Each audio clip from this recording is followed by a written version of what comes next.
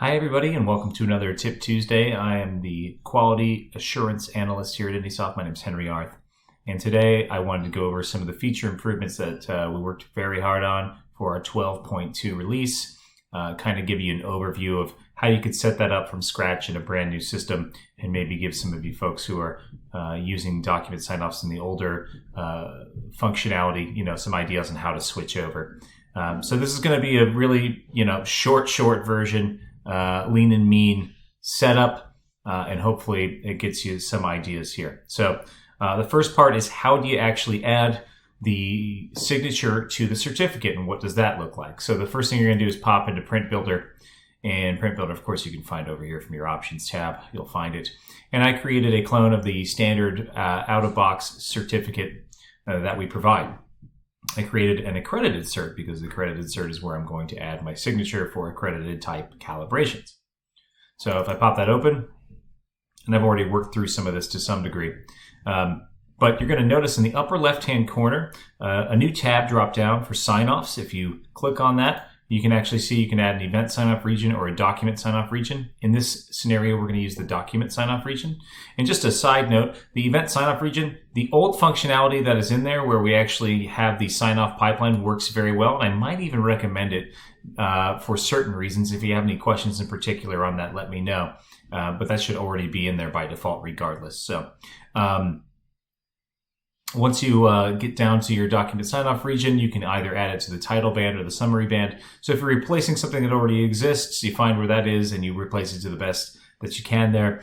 And then, if you're starting from scratch, just find a place where you want to put it. So I'm actually going to put it on my sub-report for events. And I've already put it here, but I kind of want to show you what this looks like. We don't, if you have items in your summary already, we don't rip them out. We just kind of move them down. They're not going to get hidden or anything. But when you go up to your sign-offs tab there, and you add it to the summary band, it's going to add it across the bottom. Now, this is a region. You can make this as large or small as you'd like it. What you need to know about this is the region. So if you have one signature, this one signature is going to fit here. If you have 3 or 4, the 3 or 4 are going to fit in this region as well. So this is a static region. It doesn't get bigger. It doesn't get smaller. This is the region that is set aside. So it does not have to take up the whole space across. If you wanted to have other information over on the right-hand side, or maybe your event sign-offs over there, you could do that to have separate sign-off regions. But all of your document sign-offs will show up in the region that you specify here. So I'm going to make this about half the screen just to give the example. And you can change this. This doesn't really matter. The most important thing is really kind of this guy down here, how big it is. And there's a few features that, or a few parameters and qualities over here that make this so special and do exactly what we're having it do. So it's a very kind of vague description, but we'll go ahead and save that. So now we have our sign-off region, but there's nothing in there, and you're not going to see anything there. Even if you preview, nothing's going to show up in there. The whole point is that the document sign-off is added after the PDF is generated. Okay, so we'll go ahead and exit out of this Print Builder. And so what pops in there? This is the second part. You need to go into Profile Manager. Profile Manager is in your flyout over here under Options. You can simply click on that. I've already done that to save us a tiny bit of time. A lot going on here. Brand new Profile Manager, by the way, 12.2.3. You're going to love it. If you go into your Management tab, actually, let's start with first things first here. How do you add a signature to the database? Now, most of you folks who've already been using the software know that you just go into your Add Edit Employees, or you can go through your Profile Manager and you double click on it. And once it pops up, there's a place to add a signature. But before 12.2.0, you could only add it from a file. Well, now in this current version of the software, you can actually create it. So you create it, and when it pops open, if you have a touch screen, you don't have to worry about scanning documents in, having them be too large, having them be too small, looking kind of weird. This is a really good kind of middle ground for you to be able to add a signature just with your digits over here. And there we go. Bing, bang, boom. So now we've added our signature. Great. And that's for my employee. The other thing I can do is add my digital signature. Digital signature is kind of like, if you're familiar with going to a website, an SSL certificate, so that the website is not some kind of counterfeit thing. It is it is who it's saying it is. So the digital signature is basically the same thing. I'm not an expert on the subject necessarily, but you can buy these from vendors and then import the PFX file directly. Or if you want to try to, if you're doing it just within your own network, you can create a self-signed signature here. And once you create the self-signed signature, basically all you have to do is export it once you're done. And when you export it to the PFX, then you can import it here in the same way that you would import one from a vendor. So we'll just keep it moving here. And let's see here. So we've got all that done. Basically, the only other part here is to go to the Management tab to set up sign-off captions. And this is just telling the software how you want things to appear once you're in here. So as you can see, I'm an example user of IndySoft. If I don't have a signature in here and I want to implement this, I don't necessarily need to add the signature right away for everybody. We kind of can allow you to auto-create the signatures using this font. So if you wanted to do that, I would just switch to maybe my Power One, and then you would see that's actually just a font that automatically gets populated. You can also align the caption that is down at the bottom to the left or the right. That caption, all of these options to the right-hand side are available. Anything from the employee table, users table, a few items, and then from the sign-off table too. So by default, we give you the user full name, sign-off rule name in parentheses, and then sign-off date, sign-off time. So again, these all just get pulled in. If you wanted to use them or some of these other fields, maybe you'd want to use the the sign-off rules reason, then you would just drag and drop it in there, and it's and Bob's your uncle, So there we go. We're just going to go ahead and delete that. And yeah. So again, if you have one signature or two or three, they're all going to fit in that predefined area in the certificate, and this is basically what they're going to look like. So we'll go ahead and press OK, and that's it. Next up, we need to tell the event, our calibration event, who is allowed to sign off on it, and in what scenarios should this be signed off on. So we've always had who can sign off, but we haven't always had in what scenarios. So in older versions of the software, you had to have an accredited calibration event if you wanted a document signature, and then you had to have a separate calibration event or standard calibration event so that you didn't require that and you weren't keeping your QA guy or gal too busy. So we just open up the workflow configuration again over on the right-hand side tab from options there. I already have these open for expediency's sake. And then you're going to notice there's a couple places here. There's sign-off rules. Those are actually event sign-off rules. Those are before the document is created. What you really want are the report rules, because these are the rules that say, okay, let's go ahead and create the document. We're not going to add a signature, but we're going to put this watermark on there that says awaiting approval. And once that's done, once we sign off and all the rules are met, then we're going to remove that watermark and we're going to put the signatures in that little spot. So this is what we want to do. So I've already created one, and this is kind of a basic scenario, but when you go in here, the newer functionality, there's a lot of stuff going on here. You can add an actual sign-off tree. So new sign-off rule at the root level, new sign-off rule child level. As you're probably, if you're thinking about that, basically you can have a tree structure. You can have one signature come first, maybe your technician. And then once that's done, then we send an email directly to your QA or manager level individual for them to sign off. You can have them both be asked to sign off at the same time in a specific order. You can have, hey, always make the event employee sign off on this. Make sure that the person who is signing off is actually logged into the software so nobody can sign off while somebody else is logged in. And we also added equipment owner as required signature. So a few different things there. But we're going to keep this simple. I'll just go ahead and open this. I just added that as a root level. And at the bottom here, again, this has always been here. Profile is exactly system administrator. But then we want to say, okay, only accredited calibrations. So what a lot of folks might do, and this is, I put this in there for a reason, is, we added not just an equipment filter, but an event filter. So you can have reasons in the event on the fly.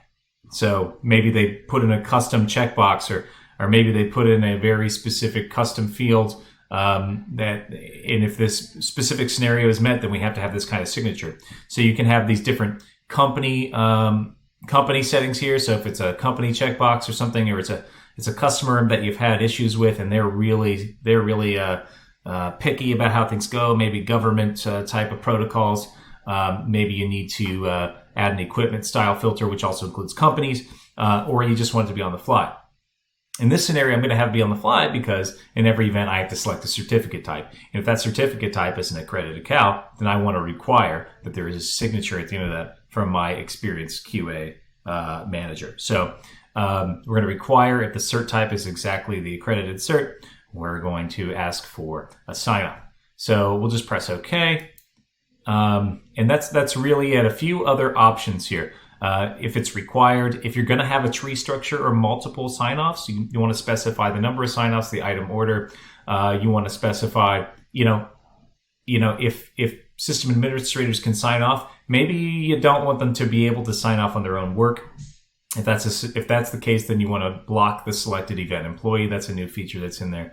And then we have add digital signature. Now, this was available for event sign-offs and doc sign-offs previously, I think for both of them, but actually it wasn't available at all because we didn't have any of the background technologies. So when we add the digital signature, which I showed you previously in Profile Manager, you may have had this and maybe hopefully not instructed by an IndySoft employee to go ahead and try the always feature. Well, let me put it this way. If you say always, that means you have to have a digital signature. If you don't, then it's going to bark at you when you're finished. So I would say if you're not sure, go ahead and go with the only if certificate exists or user. If you always want to require it, then you want to put always. If you don't care and you're like, listen, I just need my signature to show up, just do never. So if you get a message that barks at you because you went over to 12.2.2, this is where you're going to want to look. It probably says always, and then move it over to only if certificate exists, or actually add one, and then you'll be good to go.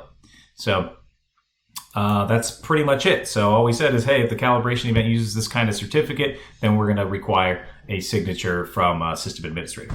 At that point, really quickly, I'm going to blow through a couple of calibration events while I pause this and be right back.